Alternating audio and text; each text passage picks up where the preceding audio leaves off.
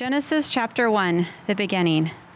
In the beginning, God created the heavens and the earth. Now the earth was formless and empty. Darkness was over the surface of the deep, and the Spirit of God was hovering over the waters.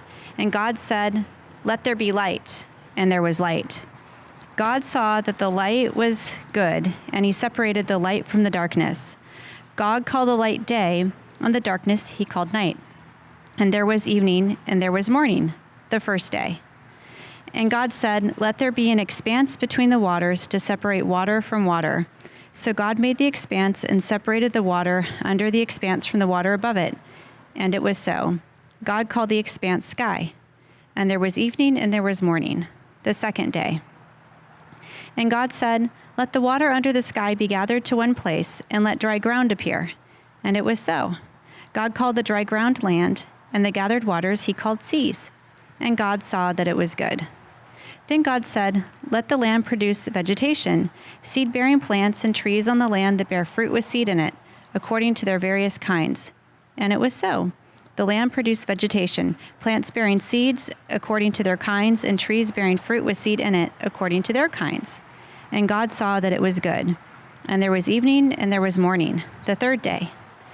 And God said, "Let there be lights in the expanse of the sky to separate the day from the night, and let them serve as signs to mark seasons and days and years, and let them be lights in the expanse of the sky to give light on the earth." And it was so.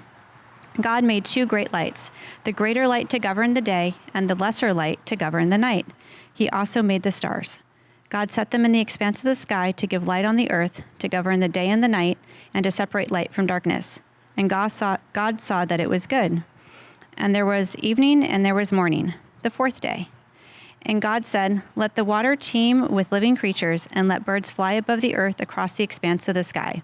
So God created the great creatures of the sea, and every living and moving thing with which the water teems, according to their kinds, and every winged bird according to its kind. And God saw that it was good. God blessed them and said, "Be fruitful and increase in number, and fill the water in the seas, and let the birds increase on the earth." And there was evening and there was morning, the fifth day. And God said, "Let the land produce living creatures according to their kinds, livestock, creatures that move along the ground, and wild animals, each according to its kind." And it was so. God made the wild animals according to their kinds, the livestock according to their kinds, and all the creatures that move along the ground according to their kinds. And God saw that it was good.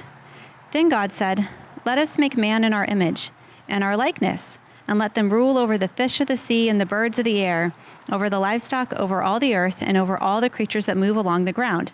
So God created man in his own image. In the image of God he created him. Male and female he created them. God blessed them and said to them, "Be fruitful and increase in number. Fill the earth and subdue it. Rule over the fish of the sea and the birds of the air, and over every living creature that moves on the ground."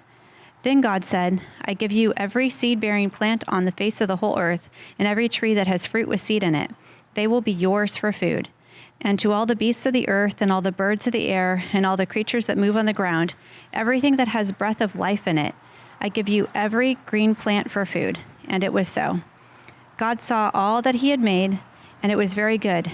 And there was evening and there was morning, the sixth day.